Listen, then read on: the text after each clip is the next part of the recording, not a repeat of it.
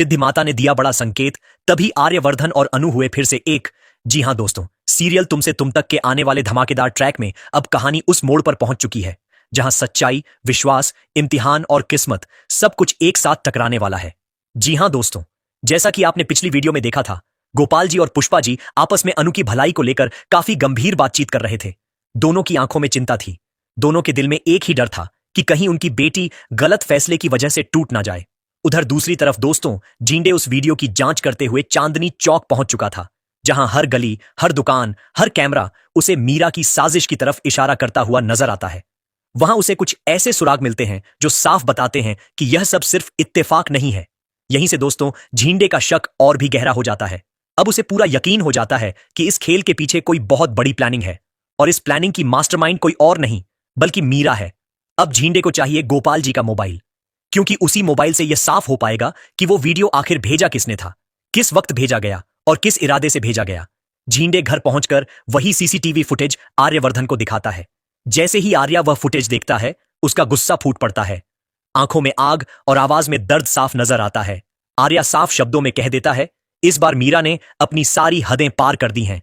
अब मुझे इसके खिलाफ ऐसा पक्का सबूत चाहिए कि इस बार यह बच ना पाए, ना चाल से, न बहाने से, और ना ही किसी झूठ से।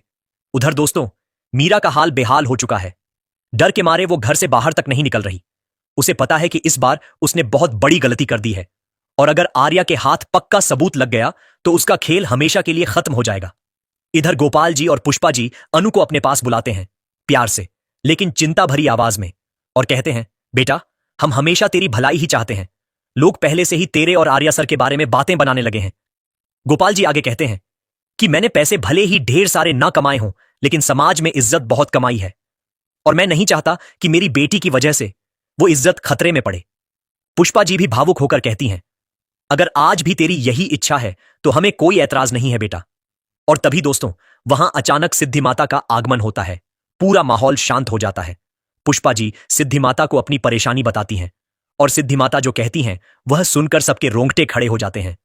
सिद्धि माता कहती हैं, तेरी बेटी इस वक्त माता की आखिरी परीक्षा से गुजर रही है। हर सवाल का जवाब समय खुद देगा, और इसी साल तेरी बेटी की शादी का योग है। लेकिन दोस्तों, यह शादी साधारण नहीं होगी। तेरी बेटी बहुत भाग्यशाली है, क्योंकि जो इसका वर होगा उससे इसके पिछले जन्म की अधूरी कहानी जुड़ी हुई है। गोपाल जी और पुष्पा जी एक दूसरे को देखते रह जाते हैं। उन्हें कुछ समझ नहीं आता, लेकिन दिल में कहीं ना कहीं उम्मीद जरूर जाग जाती है। उधर झींडे अब अनु की दोस्त सिमरन से मिलता है और उसे गोपाल जी के फोन की अहमियत समझाता है। सिमरन बिना सोचे कहती है, ऐसे समय में दोस्त साथ नहीं देंगे तो कौन देगा, और वैसे भी मुझे भी जानना है कि इतनी घिनौनी हरकत किसने की है। सिमरन झींडे से वादा करती है कि वो किसी भी तरह गोपाल जी का फोन लेकर आएगी।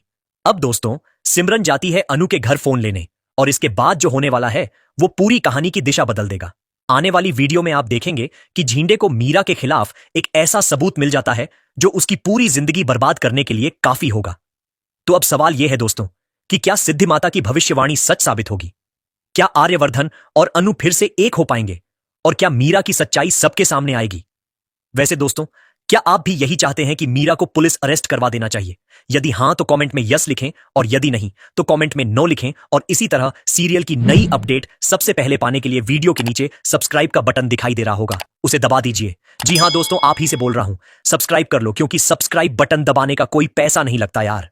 तो अब हम मिलते हैं किसी नई वीडियो में नए ट्विस्ट के साथ। तब तक के लिए टेक केयर।